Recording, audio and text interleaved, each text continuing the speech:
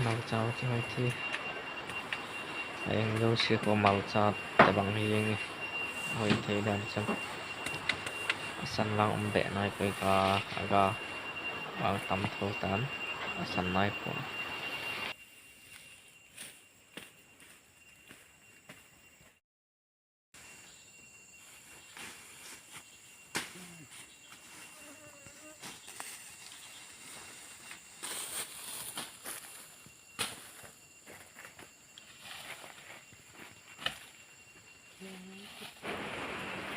lấy cà phô nào màu sẽ đây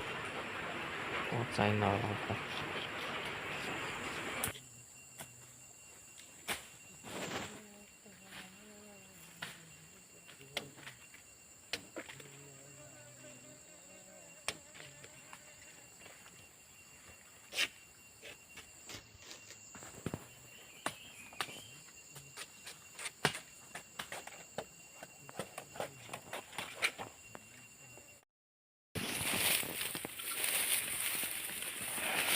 màu chào cắn sợ nữa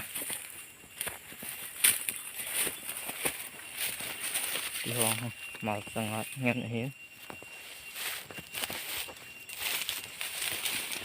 đó em sự em chiếu tên nữa